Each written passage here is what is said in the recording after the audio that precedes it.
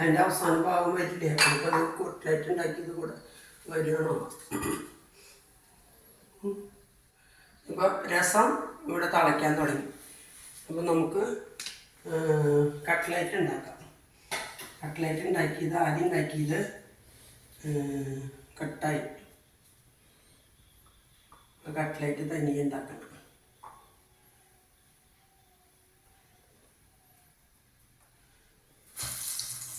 ഞാൻ നേരത്തെ വീഡിയോയിൽ പറഞ്ഞിട്ടുണ്ടായിരുന്നു, ഇന്നലെ ഉണ്ടാക്കിയ ചിക്കൻ തോരന് കുറച്ചെടുത്തിട്ട് ഉരുളൻകിഴങ്ങ് വേവിച്ചിട്ട് മിക്സ് ചെയ്തിട്ടാണ് ഇതുണ്ടാക്കുന്നത്.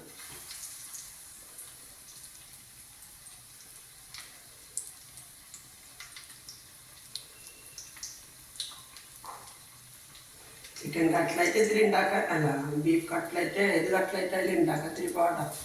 ഇതൊക്കെ ഉണ്ടാക്കിയില്ല. അപ്പോൾ ഇതിങ്ങനെ ഇന്നലെ ഈ ചിക്കൻ തോരൻ ഉണ്ടാക്കിയത് കൊണ്ട് ഇന്ന് എളുപ്പത്തിൽ ഉണ്ടാക്കാൻ പറ്റി.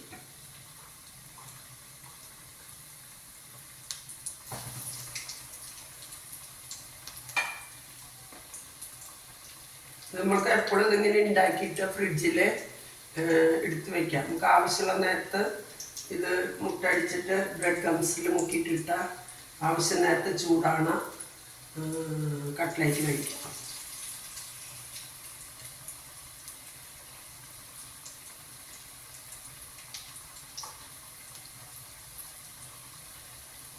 പിന്നെ ഒറ്റ ഇതിൽ ചെയ്യുകയാണെങ്കിൽ വീട്ടിൽ എത്ര പണികളുടെ ഇടയിൽ ഇത് ചെയ്യാൻ ബുദ്ധിമുട്ടാണ്.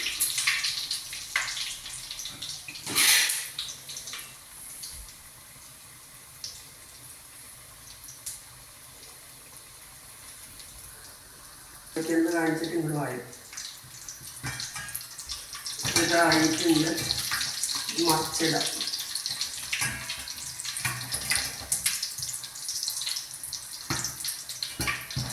ഒരു ഭാഗം മറിച്ചിടാം.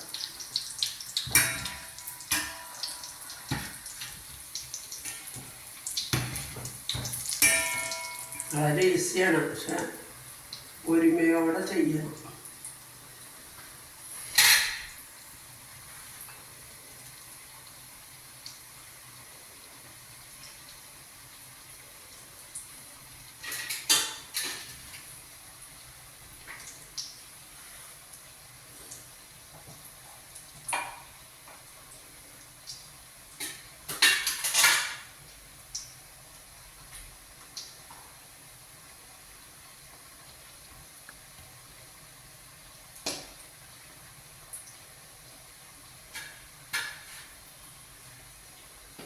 ഇതായി തോന്നുന്നുണ്ട്.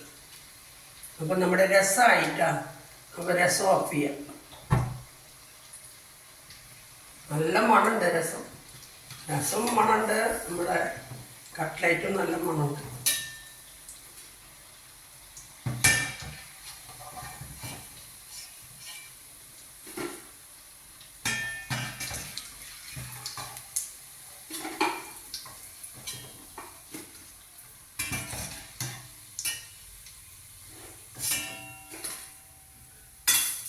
അപ്പോൾ ഇതാണ് നമ്മുടെ ഇന്നത്തെ സ്പെഷ്യൽ കട്ട്ലേറ്റും സ്പെഷ്യൽ രസം.